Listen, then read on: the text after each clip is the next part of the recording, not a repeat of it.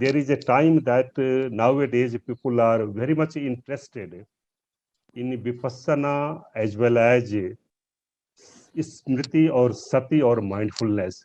These two topics have been highly debated among the Western, our Dhamma brothers, as well as Indian context also. So now people are taking very much interest in the mindfulness, and we are very much quite aware that how this engaged Buddhism, which was started our most venerable Thich Nhat Hanh. As we know, there are so many terms related with our engaged Buddhism, socially engaged Buddhism, applied Buddhism. And this term, which was coined by Thich Nhat Hanh in 1966, and it is still continuing. I am not going to make a history of that, but now there are so many terms which are related with our engaged Buddhism. Engaged Buddhism is nothing but how the teachings of the Buddha are applied in our day-to-day life. How the teachings of the Buddha, they are in the paryatti form, in the form of the teachings, how they can be practiced and how they can be applied in our day-to-day life. How the theoretical aspects related with the Four Noble Truth, Eightfold Path, Law of Dependent Originations, mindfulness, as well as vipassanā, how they can be applied in our day-to-day life. This is the aim of the engaged Buddhism. Another term, contemporary Buddhism, which was also started, green Buddhism, these are all quite relevant with all these terms also. Thich Nhat Hanh also started the organizations that is called as Order of Interbeing. Our Dhammacharya, Santam Setha, has also thrown light on this order of interbeing. The main objective of order of interbeing was that how our society is dependent on our nature and environment, how the human beings are quite dependent on the nature and environment, how human beings are causally related with the nature and environment. This was the main objective of establishing the order of interbeing also. And his main aim of establishing this order of interbeing was that how, and he was urging the people also to embrace the mindfulness through which the energy of being aware, as well as to become awakened to the present moment. This was the main objective of establishing the order of interbeing also. Again, the term, there is another term, active Buddhism. New Western countries have coined the new term, active Buddhism. This is nothing but quite relevant with our order of interbeing also, as well as engaged Buddhism or socially engaged Buddhism also.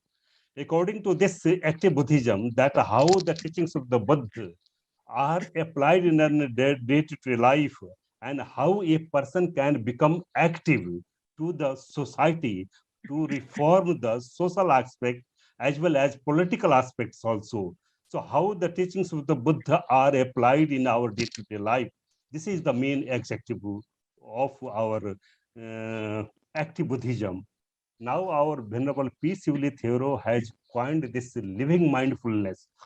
How the teachings of the Buddha related with the mindfulness can be living, can be active, how the teachings of the Buddha related with mindfulness or smriti or sati can be applied to our day-to-day life, and how we can change the order of the society in the political system as well as in the social system also.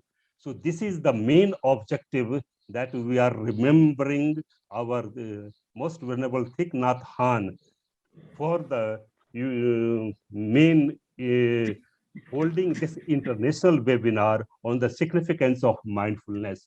And through this, our Venerable P. Sivali Theoro has started the series of the lectures in each month on the auspicious occasion of Purnima.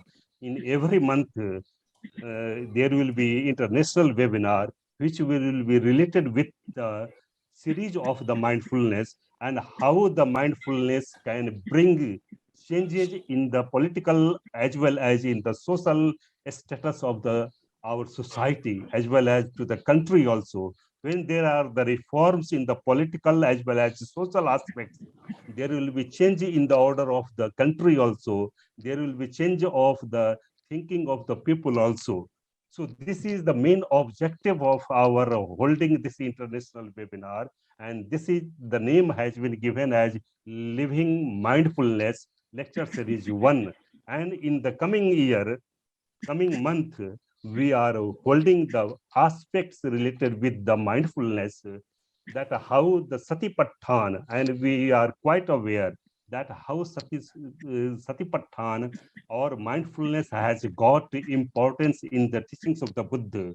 We are having two suttas related with the Satipatthana Sutta, one in the Digha Nikaya, Mahasatipatthana Sutta, as well as in Digha Nikaya, in Madhyam Nikaya, we are having Satipatthana Sutta. But according to Arthavinashya Sutra introduction, there are 6 versions of Satipatthana Sutta. So Satipatthana Sutta has been translated into Chinese and Tibetan and other versions also. So there are 6 versions of Satipatthana Sutta in the, you can say, teachings of the Buddha. So the importance can be achieved in another aspect also, that in Mahaparinibbana Sutta, Buddha has given the teachings related with the Bodhipakya Dhamma. And in the Bodhipakya Dhamma, the factors leading towards the enlightenment, he has given the 7 stages. Out of the 7 stages, in the 5 stages, mindfulness has got its place also. Chattaro Satipatthana, in the first stage, the mindfulness is there. Kayanupassana, Vedananupassana, Chittanupassana, Dhammanupassana. Again, in the four in the 5 indriyas, we are having the sati indriya. Again, 5 balas also, we are having the sati bal also.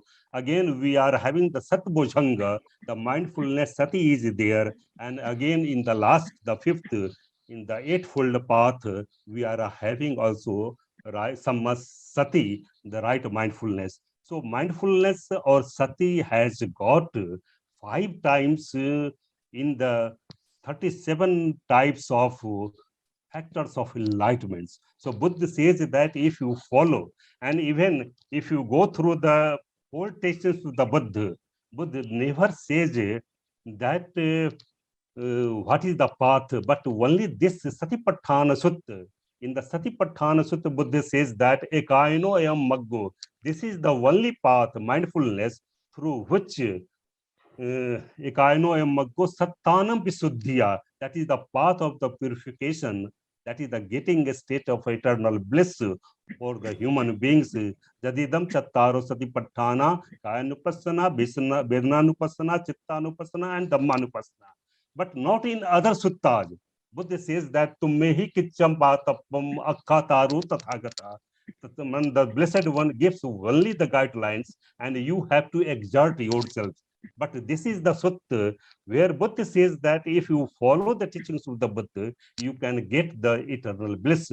And there are 4 types of our mindfulness, and through these mindfulness one can get, and these are also the factors and which gives the base of the 40 objects of meditations also.